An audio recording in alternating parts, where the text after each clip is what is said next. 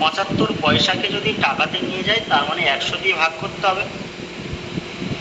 তো নিচে কত, দুটো শূন্য, উপরে দুবার আগে দশমিক, তাহলে কত হবে 5 7, 7-এর আগে দশমিক, শূন্য, কত আসে 0.75 টাকা।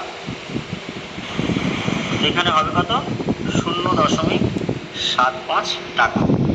পরের দেখ ত কি বলছে, 140টি ইটকে বর্গাকারে সাজালে প্রতি সারিতে কটি করে ইট থাকবে। 140টি ইটকে বর্গাকারে সাজালে প্রতি সারিতে কতগুলো ইট থাকবে। দেখো সেখানে দয়া থেকে একটা নিশ্চয়ই কোনো কিছু ভুল হয়েছে, কারণ 140টি ইটকে বর্গাকারে সাজালে প্রতি সারিতে কটি থাকবে, এটা কিছু ভুল হয়েছে, ঠিক আছে।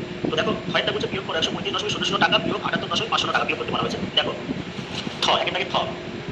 একের দাগে থ বলা হয়েছে, দেখো 135.00 টাকা দেওয়া হয়েছে, আর নিচে দেওয়া হয়েছে দেখো 78.50 টাকা। আমাকে কি বলছে, বিয়োগ করতে হবে।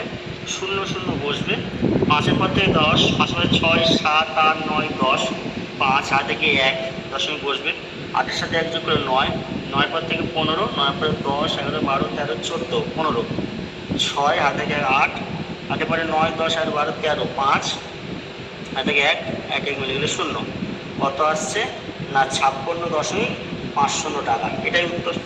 পরের দাগ কি বলছে, দুয়ের দাগ কি বলছে, দেখো বলছে নিচের